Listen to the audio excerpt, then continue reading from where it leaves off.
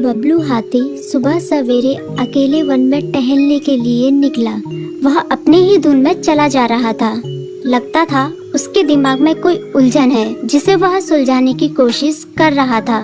सड़क पर आगे बढ़ते ही उसके सामने चीकू खरगोश भागा। बबलू का पैर उसके ऊपर पड़ने ही वाला था कि चीकू जोर से चिल्लाया।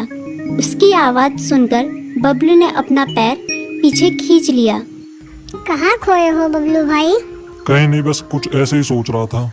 किस बारे में? तुम जानकर क्या करोगे? शायद मैं तुम्हारी कुछ मदद कर सकूं। तुम तो जानते हो आजकल वन में कितनी चोरियां हो रही हैं, पर चोर का कोई अता पता ही नहीं है। इस बात को लेकर वन के सारे प्राणी चिंतित थे। वे वहाँ खुद को सुरक्षित महसूस नहीं कर रहे थे। अरे चीकू भाई, हम मजबूर हैं। हम चोर को पकड़ ही नहीं पा रहे हैं। वह बहुत चालाक है और अपने काम को बड़ी कुशलता से अंजाम दे रहा है। कहीं कोई सबूत ही नहीं छोड़ रहा। हमारे राजा इस बात को लेकर बहुत चिंतित हैं। यही कारण है कि हम सब इस बारे में सोच रहे हैं। अब तुम मेरी इसमें क्या मदद कर सकते हो? मैं कुछ सोचता हूँ, हो सकता है मुझे कोई उपाय सूझ जाए। प्रयास करने में कोई हर्ज तो नहीं है।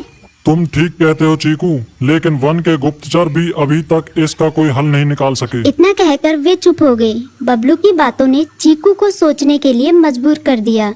चीकू को उदास देखकर बबलू बोला, तुम अपना मन छोटा मत करो। मुझे अच्छा लगा कि तुमने मेरी परेशानी को समझा। कभी मैं भी इस वन के लिए गुप्तचर का काम करता था।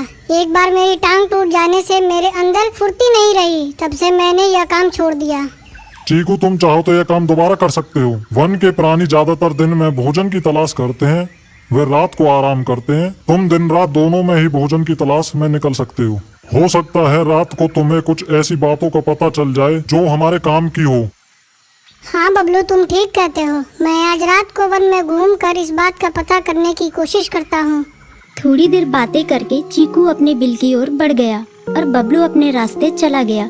चीकू के दिमाग में अभी तक बबलू की कई बातें घूम रही थी। उसे समझ नहीं आ रहा था वह बबलू की मदद कैसे करे।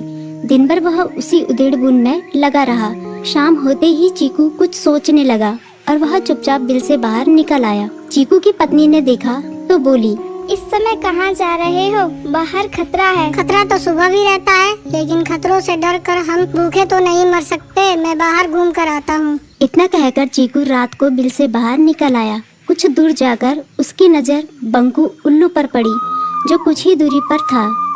वह पेड़ की डाल पर बैठा अपनी गर्दन चारों तरफ घुमा रहा था। वह तेजी से पेड़ की एक डाल से दूसरी डाल पर उड़ रहा था। बंकू की नजर उस पर नहीं पड़ी थी।